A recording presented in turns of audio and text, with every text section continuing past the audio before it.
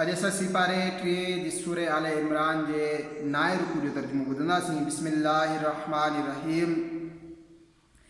ऐं यादि करियो जॾहिं अल्लाह पैगंबरनि खां उन्हनि जो अहद वरितो जो मां तव्हांखे किताब ऐं हिकमत ॾियां, पोइ तव्हां वटि तशरीफ़ आणे उहो रसूल जो तव्हांजे किताबनि जी तस्दीक फ़रमाए त तव्हां ज़रूरु मथसि ईमान आणिजो ऐं ज़रूरु ज़रूरु संदसि मदद कजो। फ़रमाए कीअं? छा तव्हां इक़रार कयो ऐं उन ते मुंहिंजो वज़नी ज़िम्मो खयो? समूरनि अर्ज़ु कयो, असां इक़रार कयो। फ़रमायाई त पोइ तव्हां हिक ॿिए ते शाहिद रहो ऐं मां पाण तव्हां सां शाहिदनि मां आहियां। त जेको उन खां पोइ फिरे त उहे ई फासिक माण्हू आहिनि। पोइ छा अल्लाह जे दीन खां सवाइ ॿियो दीन घुरनि था? ऐं उन जी दरगाह में कंध झुकायो आहे जेकी आसमाननि ऐं ज़मीन में आहे, ख़ुशीअ सां ऐं मजबूरीअ खां, ऐं उन्हीअ जे ई तरफ़ वरंदा। हिन तरह चओ त असां ईमान आंदो अल्लाह ते ऐं जेकी असांजी तरफ़ लथो ऐं जेकी नाज़िल थियो इब्राहिम ऐं इस्माइल ऐं इसहाक ऐं याकूब ऐं संदन पुटनि ते, ऐं जेकी मिलियो मूसा ऐं ईसा ऐं नबियनि खे संदन रब जे तरफ़ खां।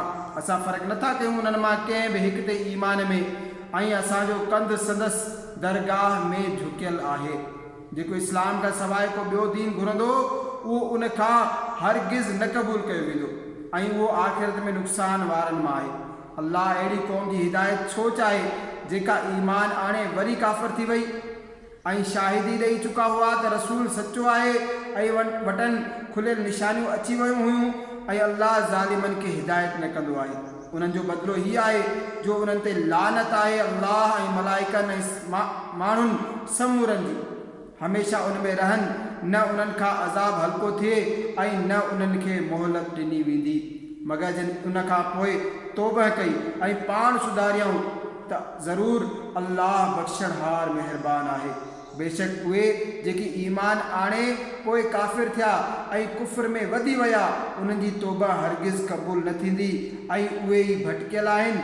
बेशक जेकी काफ़िर थिया ऐं काफ़िर ई रही हुआ, उन्हनि मां कंहिं खां ज़मीन बराबरि सोन बि हरगिज़ क़बूल न कयो वेंदो जेतोणीक पंहिंजे छुटकारे जे वास्ते ॾिए। उन्हनि जे लाइ दर्दनाक अज़ाब आहे ऐं उन्हनि जो को मददगार न आहे।